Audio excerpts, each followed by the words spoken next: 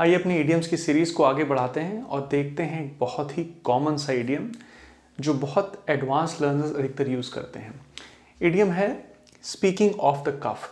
अब इडियम्स के बारे में जैसा हम लोग को पता है कि अगर आप इसके लिटरल सेंस को देखने की कोशिश करेंगे तो आप करेक्ट मीनिंग तक नहीं पहुंच पाएंगे। तो जानते हैं कि सही मतलब क्या है इसका। दो सेंटेंसेस देखते हैं।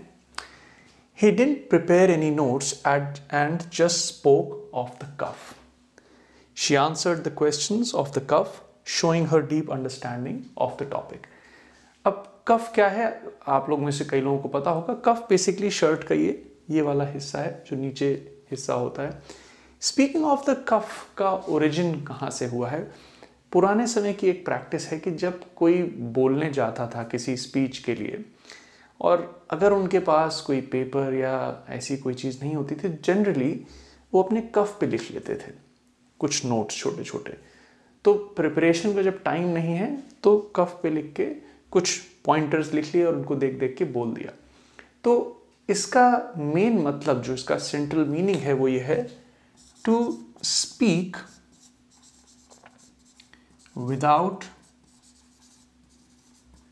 प्रिपरेशन।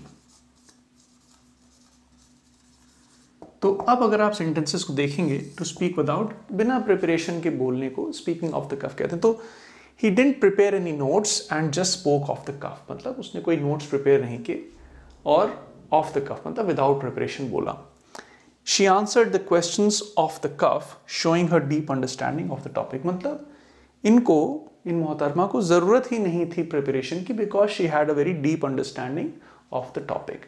तो बहुत आसानी से समझा जाने वाला है जब कोई चीज़ बिना प्रिपरेशन के, आजकल ये बोलने के अलावा किसी काम के ऊपर भी अगर मतलब it can be to speak और एक्ट भी हो सकता है, और एक्ट विदाउट प्रिपरेशन अधिकतर स्पीकिंग के लिए हम लोग यूज़ करते हैं।